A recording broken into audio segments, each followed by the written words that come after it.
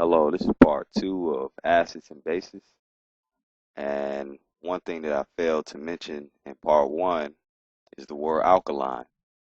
Alkaline, in my opinion, is a word that's more frequently used when you're talking about oxygenating your diet. Oxygen, basic, alkaline, they all mean the same thing. One good indication whether something is alkaline or basic is everything you can't feel, but most of the times, alkaline things will be more slippery and slimy, and basic things will be more bitter and sour, and not so slippery and slimy. Okay, this is a person, and people are aerobic beings. Okay, anything that a person may put inside their body that is not aerobic will not help the body thrive in any kind of way. Your body fights every day to sustain a blood pH level of 7.4. Anytime the body drops below a 7.4, disease may be a factor. Our generation has more of a death rate than any other generation before us. And why, you may ask? Because our diet has greatly changed, and our diet plays a major role in the death rate as far as disease death. Cancer is not a natural cause. Colon cancer is not a natural cause. Diabetes is not a natural death. Whenever a certain part of your body, uh, whenever the pH drops in a certain part of your body, remember the word aerobic, the air in Greek, air meaning air, and bios meaning life. Whenever your body becomes anaerobic in a certain area, whenever the pH drops in a certain area of your body, it's on a spiral to death because the life is in the part of your body that is alkaline. Okay?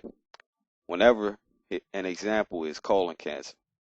Whenever a person's colon is so toxic and has so many toxins that it can push out, the pH greatly drops of a colon. And whenever a pH drops, as I mentioned again, it is probably disease. Here's a great example. Whenever a person dies, their body becomes acidic. And the more days of a body sitting outside or a body in the grave rotting, it becomes more acidic. But God made everything perfect, and our bodies give back to the earth. There's a point when our body is acidic, it smells bad to humans because it's not food for humans, but it smells great to flies and maggots and worms and all the things that eat those things. They devour your flesh and your body turns back into dirt. Very interesting, huh? And the dirt from your flesh becomes very nutritious for the trees that give back to us via oxygen. Okay, not to go off topic, but okay, we could talk about, here's another example, gangrene. Whenever the outside of a person's leg becomes so toxic and so acidic, there's death.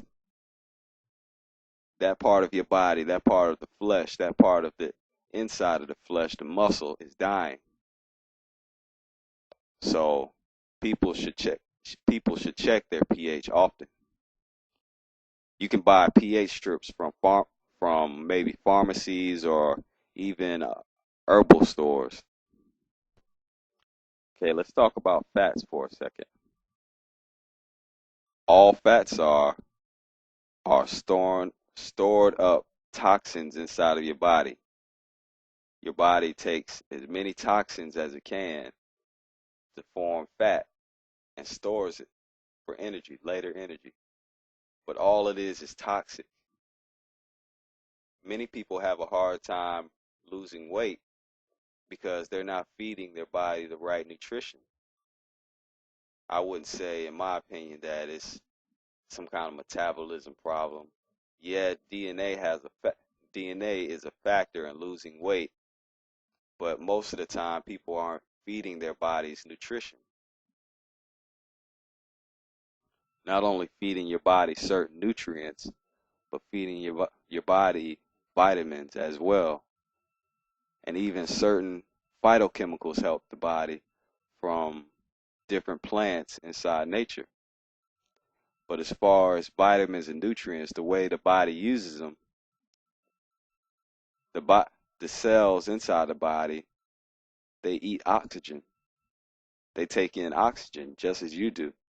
And they take in vitamins just as you do. And also, they let out waste just as you do. To understand the inside of one's body, you have to take a look at yourself, because your body does things as the same way that you do things. On the inside of the body is an image of you, and you are an image of God. Pay attention.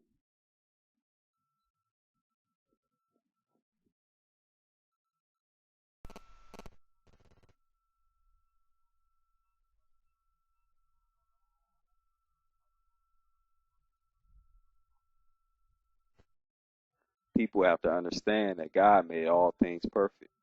God made you in the image of Him, and your body works as you do. And so does nature. So does everything around you. Pay attention. Your body is totally 100% capable of healing itself from disease. And how, you might ask? It comes from the diet. People in our age, we have to detox our body to get certain toxins out. But if you have the proper diet, you will never have to detox. Your body will continually be energized. Certain foods are energy for you. When you eat, do you get tired or do you feel energized? Is the question. When you eat certain fruits and vegetables, your body utilizes the vitamins and nutrients inside that come out of the fruits and vegetables to move out waste from your body. And yes, you can get extra oxygen by exercising, but in this time that we live in, it's not enough, because so many toxins in the air that we breathe.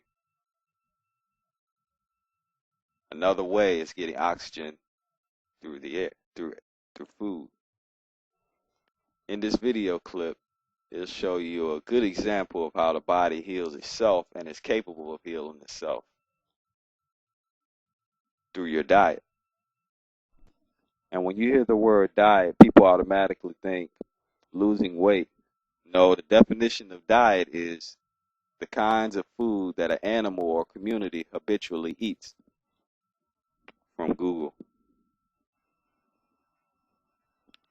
Here's the video clip.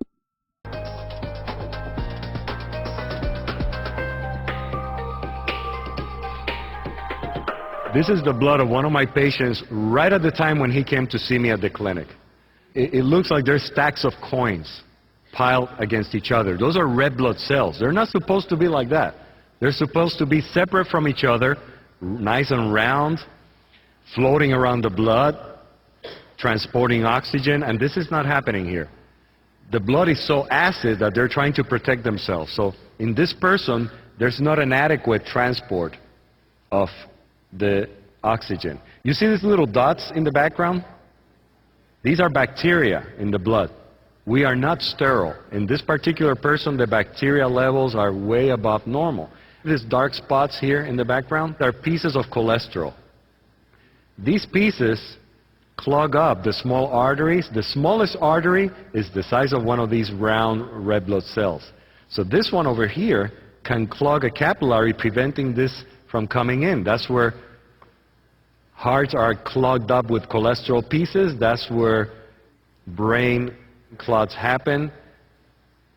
And these are blockages that happen from these pieces. Bacteria continue increasing the acidity, making the problem worse. Here's a white blood cell. It looks very unhealthy. This is what happened 24 to 36 hours after taking Goji in that same patient.